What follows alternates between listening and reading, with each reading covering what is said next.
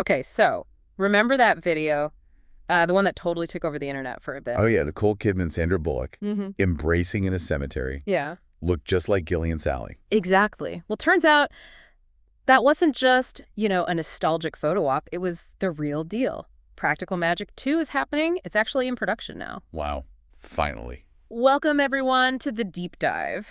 This is where we dig into the sources, could be articles, research papers, sometimes just our own notes, and pull out the absolute key bits of info, the surprising stuff, the things you really need to know. Get you right up to speed. And today, we're diving deep into that sequel everyone's buzzing about, Practical Magic 2. We've got a great Collider article here, and our mission is simple. Unpack the must-know details. Production, casting, all of it. So if you're curious about the Owens sisters, what's next?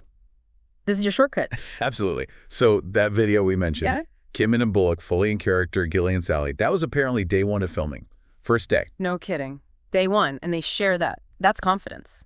Right. And think about it. It's been nearly 30 years since the first film. Sally and Gilly are back. You can feel the excitement building, can't you? Definitely. It's been talked about for so long. So obviously Kidman and Bullock were the first ones locked in. That was pretty much a given, thankfully. Had to be, really.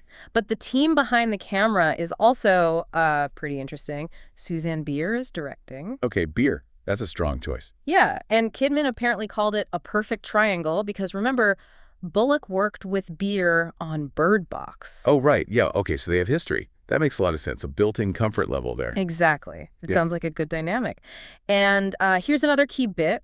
Akiva Goldsman, who wrote on the original, he's back, co-writing this time with Georgia Pritchett. Okay, wow. So real continuity there, too. Goldsman returning is significant. Feels like it. And they're aiming for September 18th, 2026 for the release. Still a ways off, but it's on the calendar. Got it. 2026. So, what do you think? This mix of returning talent like Goldsman, but a new director like Bier, even though she's worked with them, what does that signal for the sequels feel? Is it going to capture the old magic, or are we in for something different?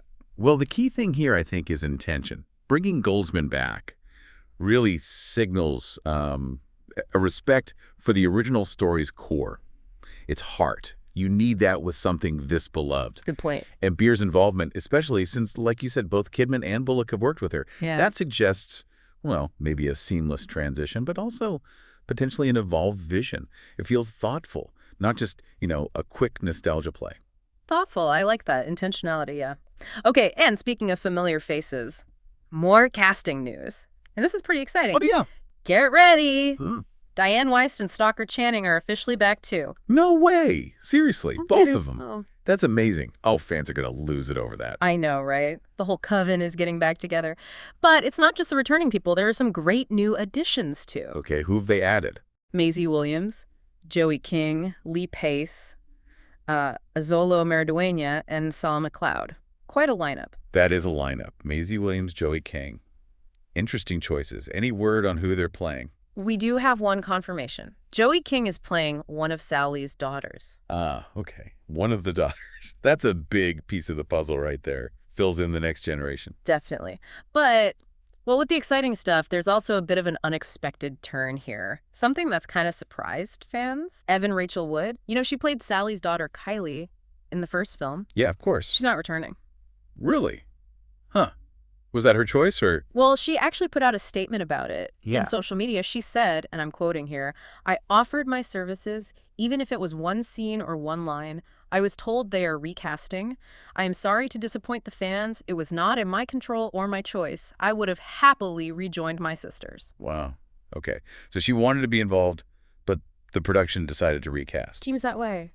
Yeah, that really shows you the tough side of making movies, doesn't it? An actor might be really keen to come back, especially for something iconic like this. Right.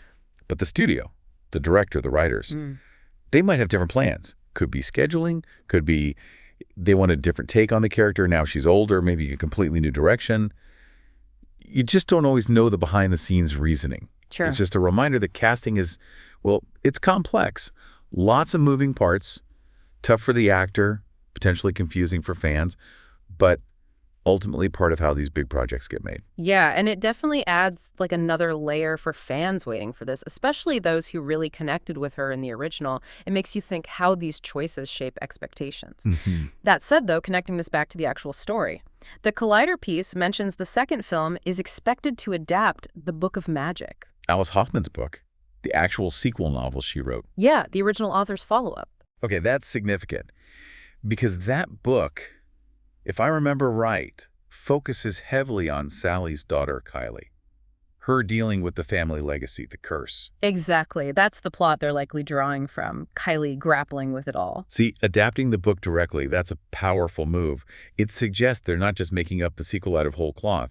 They're going back to the source, to Hoffman's own continuation. Right. Which means they could really dig into the established lore, the generational stuff. Yeah. You know, how the magic, the curses, how it all passes down. It allows for a potentially much richer story. Which actually lines up perfectly with something Nicole Kidman teased. She said the sequel will have something very different to say, but still keep that fun and witchy spirit. Right. Different, but still true to the core. And the article really nails it down, saying the Owens women are at the heart of each story Hoffman tells, and that spirit in all its cozy and witchy glory seems to be carrying into practical magic, too. That feels spot on. It does. It feels like the right anchor. And it's just wild to think the original movie, PG fantasy comedy drama, came out way back on October 16th, 1998. Wow, 98. Yeah. Shows you the staying power, doesn't it? Absolutely.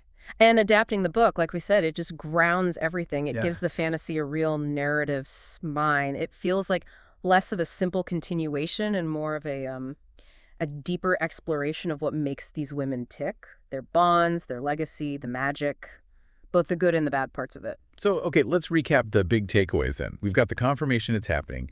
Kidman and Bullock are back. We've got exciting new cast members, including Joy King as one of the daughters. Yeah. We have Susanne Bier directing, Akiva Goldsman co-writing. And crucially, it seems to be based on Alice Hoffman's actual sequel novel, The Book of Magic. Exactly. So hopefully this deep dive has given you a really solid, quick understanding of all the magic that's brewing for Practical Magic 2. Yeah, the key pieces are definitely falling into place. It leaves you thinking, though, doesn't it? About family legacies. You know, whether they involve actual magic or just the ordinary stuff we all inherit. How do those things keep shaping us generation after generation? Right. What does it really mean to inherit a curse? Or maybe a gift? Sometimes they feel like the same thing. Exactly. It makes you think about the power of stories, family ties, Yeah. and that whole mix of the everyday and the extraordinary that just is the Owens women. Yeah. Something to definitely ponder.